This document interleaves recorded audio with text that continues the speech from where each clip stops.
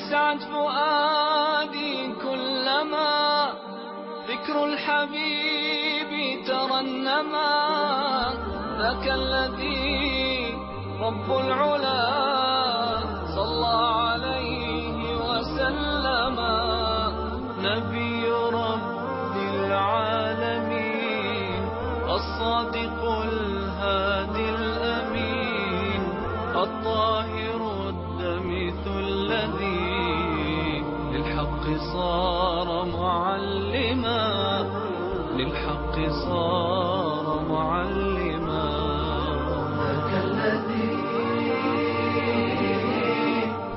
رب العلا صلى عليه وسلم صلى عليه وسلم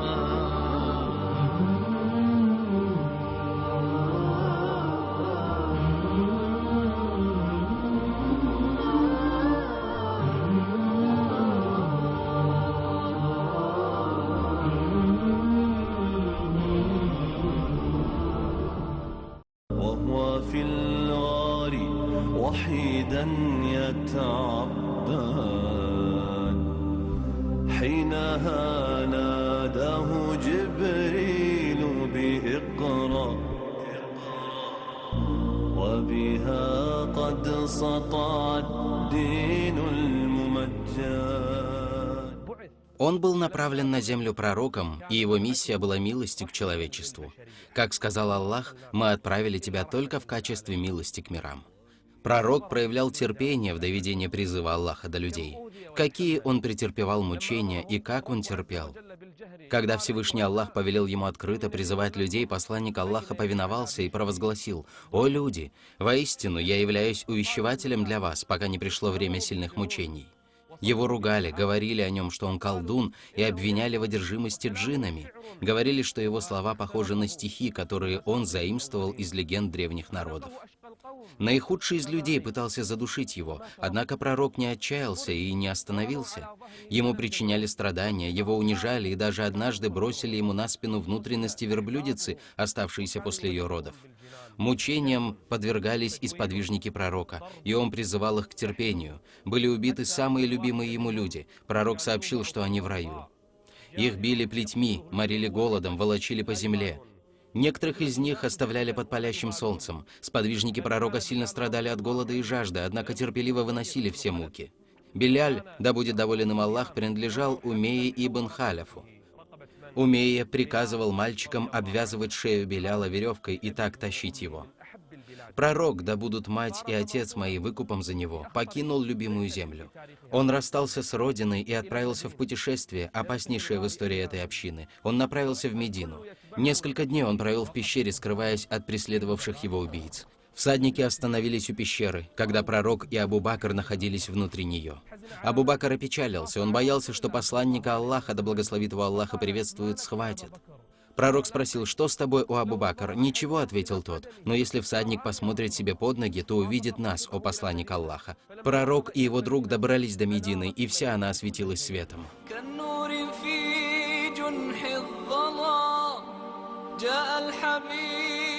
إلى الأنام هديا يضيء دروبهم وكأنه بدر السماء كالنور في جنح الظلام جاء الحبيب إلى الأنام هديا يضيء دروبهم وكأنه بدر. Великий всемогущий Господь велел пророку сражаться на пути его.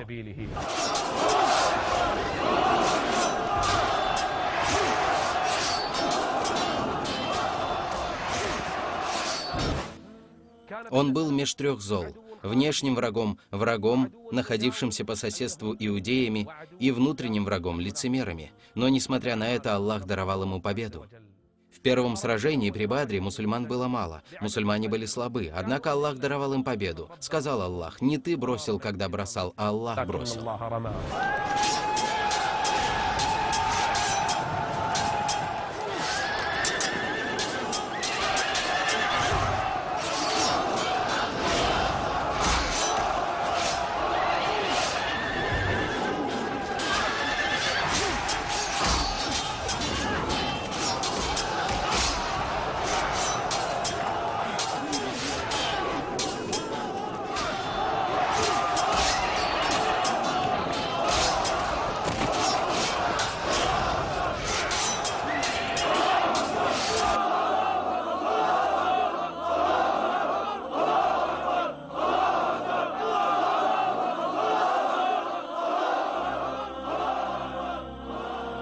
В битве же при Ухуде пророк был ранен. Ему рассекли лицо, сломали зуб и оттолкнули к яме, в которой он чуть не погиб.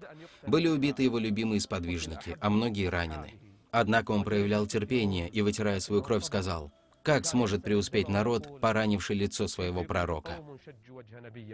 حشد الكفار حشد المنتقم أعلنوا الحرب وجهزوا الرحال بلغ الأمر النبي عندها عبأ الجيش وهيأ الرجال أمر الرومة أن لا يبرحوا جبلا يحضن ساحة القتال التقى الجيشان والنصر بدا مثل بدر الليل ساعة اكتمال خلف الرماة أمر المصطفى جلهم خالف والحرب امتثال بدل الحال وخير الخلق في ذلك الموقف يرمى بالنبال هجم الحبيب شج رأسه دمه الطاهر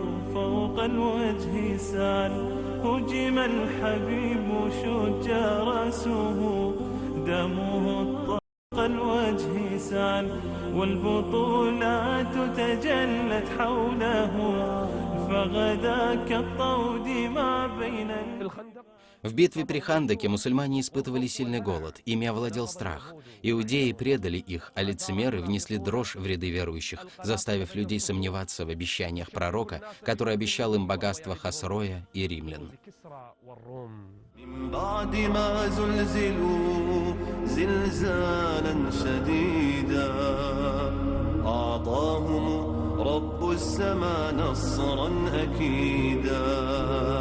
فصبرهم في غزوة الأحزاب لن ينسى فقد أعطى لنا مجدا تليدا.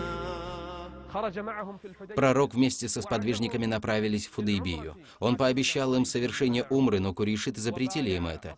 Сподвижники же дали ему присягу, прозванные Ридуан. По возвращении из Худайбии пророк, да будут мои мать и отец выкупом за него, открыл Хайбар.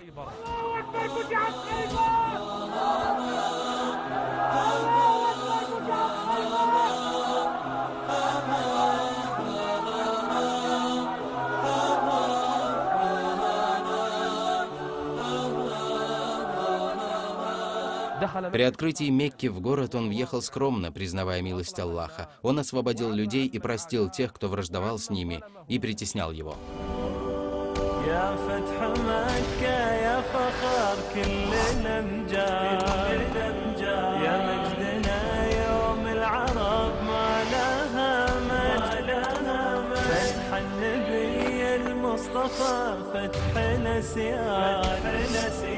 فتح الحجاز اللي تساوى معنا يا فتح مكة يا فخر كل الأمجاد يا مجدنا يوم العرب ما لها مجد فتح النبي المصطفى فتح الأسياد فتح الحجاز اللي تساوى مع نجد فتح الحجاز اللي تساوى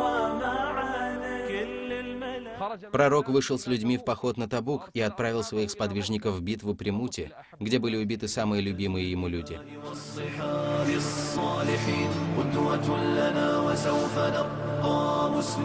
عندما استشهد زيد انبرى جعفر نحو لواء المسلمين يحمل الراية حتى قطع ساعداه من سيوف الطامعين ثم من بعده عبد الله لم يعص ما أوصى به الهادي الأمين ثم من بعده خالد أتى سله الله لنصر المؤمنين.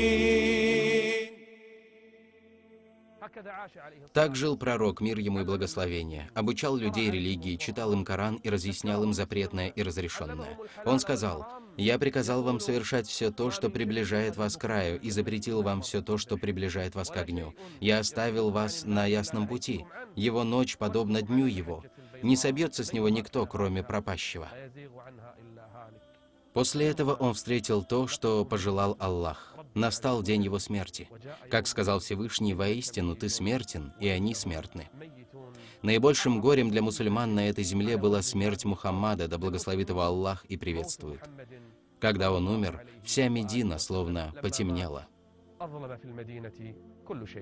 أغمض عيونك يا حبيبي واصعد كنهر من طيوبي وانشر عبيرك في سماء الله من مسك وطيب أغمض عيونك يا حبيبي واصعد كنهر من طيوبي وانشر عبيرك في سماء الله من مسك وطيب واترك عيون الناس تهمي كالغمام على الدروب صلى عليك الله يا من كنت نورا للقلوب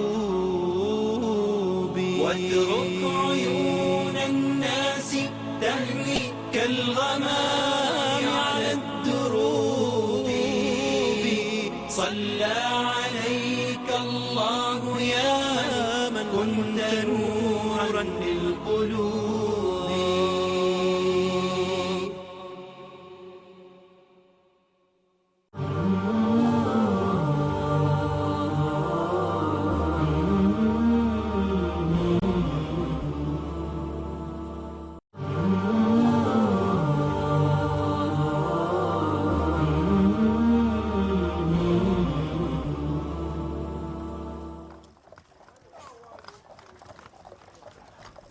О ком мы с вами говорим? Мы говорим о Мухаммаде, да благословит его Аллах и приветствует, о лучшем творении, которое ходило по этой земле. Он будет господином всех людей в судный день. Пророка, да благословит его Аллах и приветствует, описывали так: он был не высокого и не низкого роста, он был среднего роста, был наикрасивейшим из людей. О нас передал: «Я не дотрагивался ни до парчи, ни до шелка, которые были бы нежнее ладони посланника Аллаха, да благословит его Аллах и приветствует. У него были красивые волосы. Не были они ни курчавыми и ни прямыми. Меж двух его лопаток была отметина — печать пророчества. Его лицо было почти круглым. Когда он улыбался, то был подобен луне. О Аллах! Что красивее его улыбки!» Один из сподвижников сказал: «Я всегда видел пророка, мир ему и благословение, улыбающимся.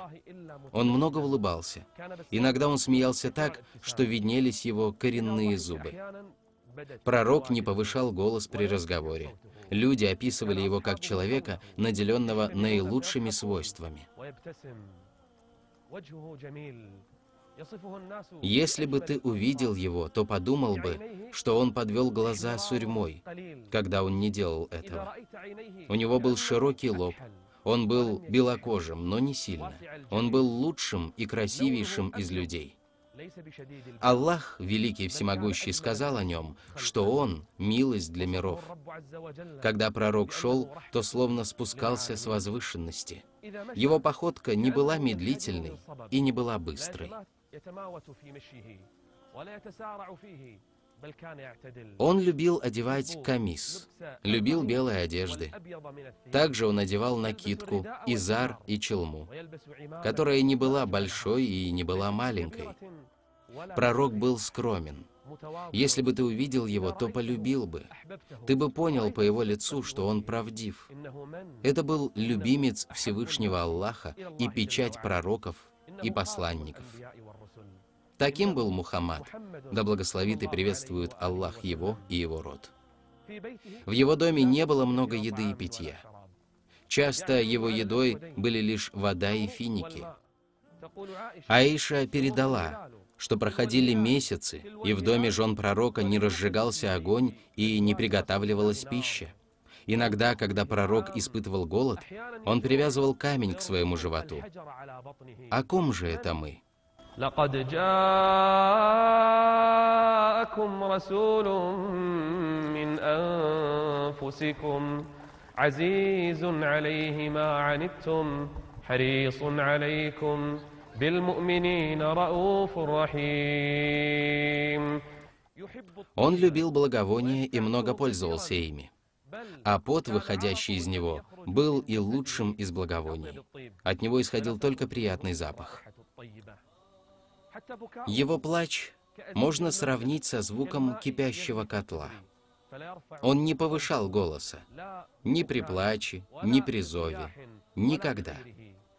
Он был лучшим из людей, телом и нравом. Аллах описал его, сказав: وإنك لعلى خلق عظيم. Он любил уединение с Господом своим. Пророк часто, да нет, каждую ночь просыпался, простаивал в молитвах и плакал. Однажды Биляль пришел к нему и увидел его плачущим. Тогда он спросил: «О посланник Аллаха, ты выстаиваешь молитвы ночью, когда Аллах простил тебе все прошлые и будущие грехи?» Пророк ответил ему: «Неужели я не могу быть благодарным рабом?» После этого он сказал Билялю: «В эту ночь мне были ниспосланы аяты. Горе же тому, кто прочел и не поразмыслил над их смыслом.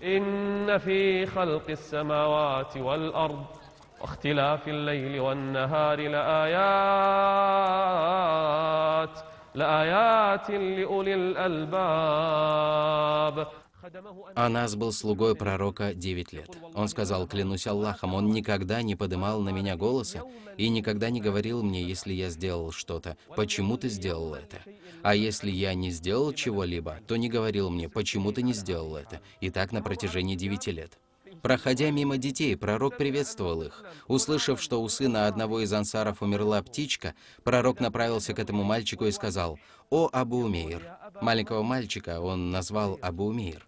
«Что сделала птичка? Кто подобен ему нравом? Есть ли человек, подобный ему?» Он печалился печалями людей и радовался вместе с ними. Пророк был очень скромен. Если бы ты увидел его, то не подумал бы из-за его скромности, что это посланник Аллаха. Некоторые посланцы от других общин увидели, как сподвижники пророка уважают и любят пророка, да благословит его Аллах и приветствует, как никакого царя на этой земле. Это всего лишь некоторые его качества и нравственные черты. Клянусь Аллахом, если бы мы продолжали говорить, то прошли бы часы, дни и месяцы, то и тогда мы не смогли бы перечислить все прекрасные качества посланника Аллаха. Он предводитель богобоязненных и господин всех людей.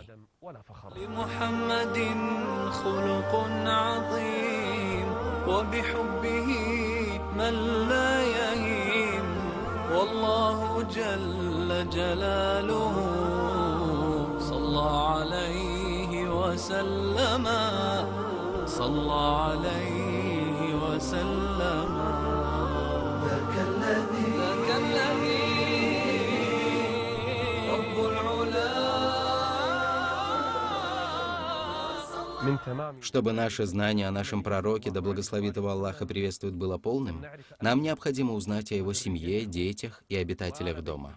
Кто были его жены, сыновья и дочери? Кто те обитатели дома, о которых упомянул в Коране Аллах?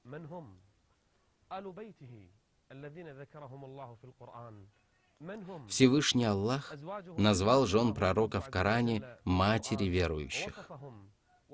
Первая из них — Хадиджа бин Хувейлид.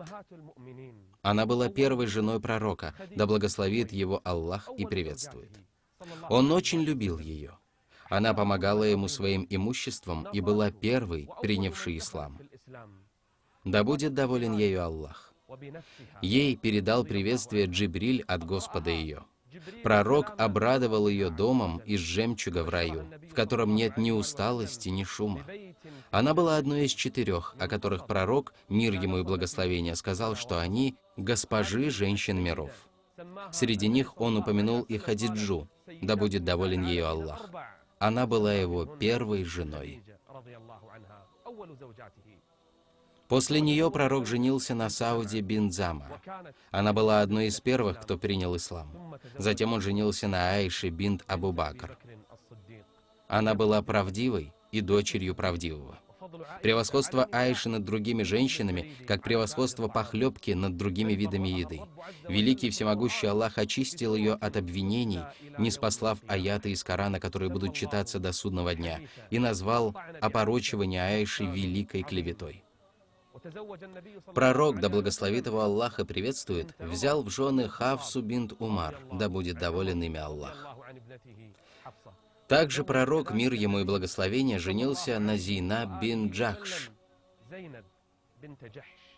Он женился на ней, как это было ниспослано в Коране, после того, как Зейд ибн Хариса развелся с ней. فلما قضى زيد منها وطرا زوجناكها. Зейнаб гордилась тем, что у нее не было опекуна, а женил ее сам Господь.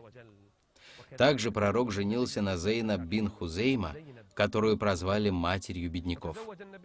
Также посланник Аллаха, да благословит его Аллах и приветствует, женился на Саляме после того, как умер ее муж. И женился на Хабибе Рамле бинт Абу Суфьян, на той самой, которая, когда к ней пришел отец, отодвинула от отца постель посланника Аллаха. Она сказала: «Это постель посланника Аллаха, а ты нечистый многобожник».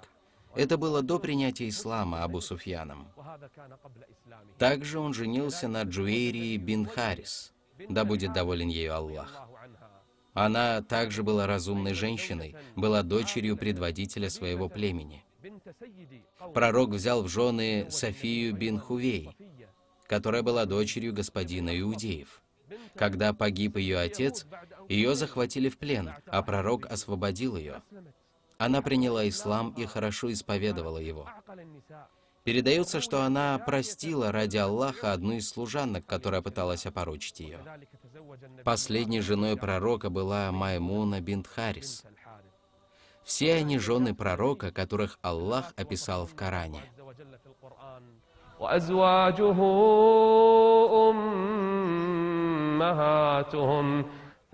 Чтобы наша любовь к посланнику Аллаха была полной, нам необходимо любить и уважать его жен. Что же касается его детей, то самым старшим был Аль-Касым. Поэтому пророка называли Абу Аль-Касым. После него Ат-Таиб, а потом Ат-Тахир. 3 сына и 4 дочери. Кульсум, Зейнаб, Рукайя и младшая Фатима. Все они были от Хадиджи, да будет доволен ею Аллах. Его сын Ибрахим был от коптянки Марии. Большинство сыновей умерли до того, как он стал пророком.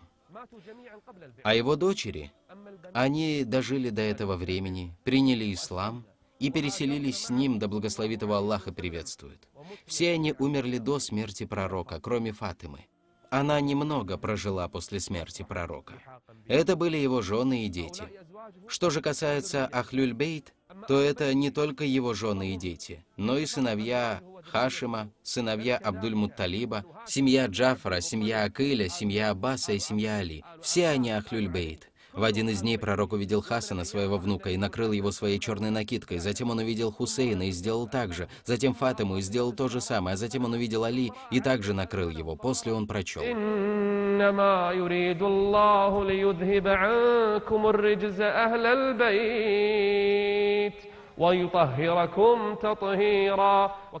также Ахлюль-Бейт считается сын его дяди Абдуллах ибн Аббас, Джафар ибн Абу Талиб, Али Абуль-Хасан, тот, кого любил Аллах и его посланник. Они были первыми принявшими ислам среди мужчин. Что же касается Хасана, внука пророка, то он господин людей, через него Аллах примирил людей.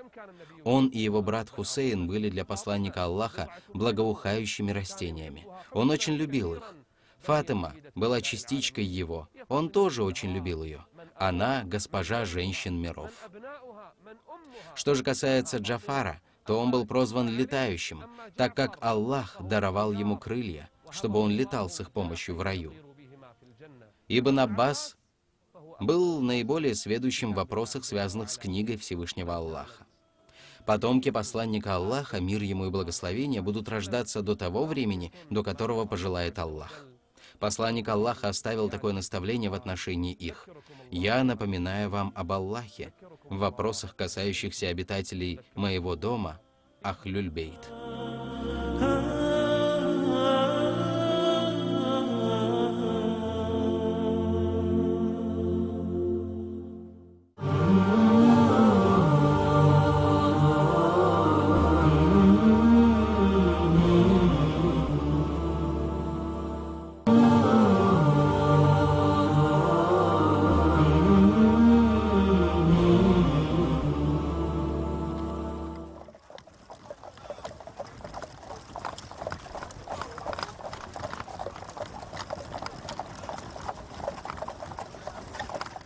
Все мы любим пророка, да благословит его Аллах и приветствует.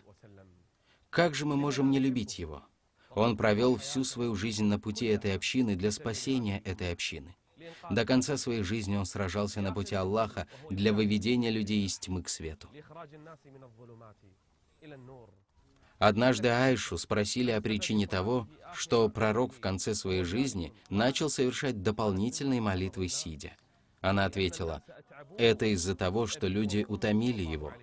Да будут мои мать и отец выкупом за него». Как-то она увидела, как пророк выстаивал ночную молитву и плакал. Плач его усиливался, а когда он полниц, то сказал: «О Аллах, моя община, моя община». В судный день люди будут искать среди пророков и посланников кого-нибудь, кто бы мог заступиться за них, но не найдут никого, кроме нашего пророка. Он господин всех людей в судный день. Он скажет: «Я смогу сделать это», и обратиться к Господу своему. И не дозволено будет сделать это никому, кроме Мухаммада, да благословит его Аллах и приветствует. Он склонится в земном поклоне перед Аллахом, а когда поднимет голову, Господь скажет ему: «О Мухаммад, проси, и будет дано тебе. Заступайся, и я приму твое заступничество». Он же не скажет ничего, кроме: «О Аллах, моя община, моя община».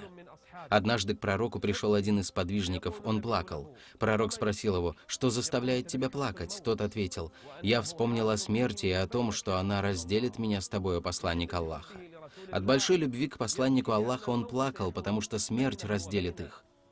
Тогда пророк обрадовал его словами: «Человек будет воскрешен вместе с тем, кого он любил».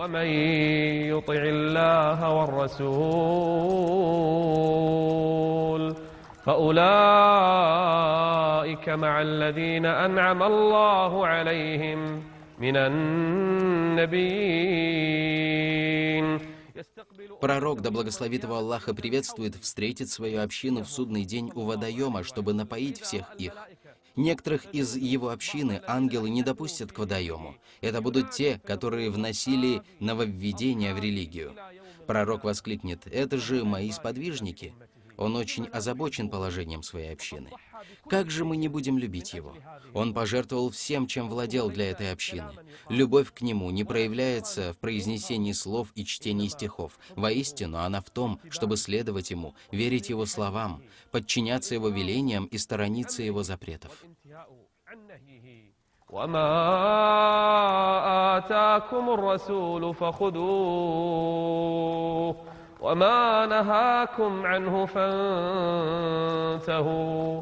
Если бы кто-либо из нас полюбил бы другого человека в этой жизни, то старался бы быть похожим на него и следовал ему даже в походке, в манере одеваться, причесываться и говорить. А как же тот, кто любит пророка, да благословит его Аллаха приветствует? Неужели недостоин пророк, чтобы следовали ему, и недостоин, чтобы следовали его сунне? Вся его община будет в раю, кроме тех, кто отказался. Есть группа людей, которые не хотят этого. Спросили пророка: «Кто же откажется, о посланник Аллаха?» Он ответил: «Кто повиновался мне, вошел в рай, а кто ослушался, отказался». Мы следуем ему в обрядах молитвы, хаджа, в посте, поминании Аллаха, чтении Корана и даже в том, как он ходил, спал, ел и пил. Он самый благородный из людей, которого Аллах описал в Коране, сказав: «Воистину, твой нрав превосходен». Поэтому мы любим пророка, и поэтому следуем и повинуемся Ему, пока не встретимся с Ним у Аллаха в судный день у водоема, где испьем из благородных Его рук, и после этого никогда не будем испытывать жажды.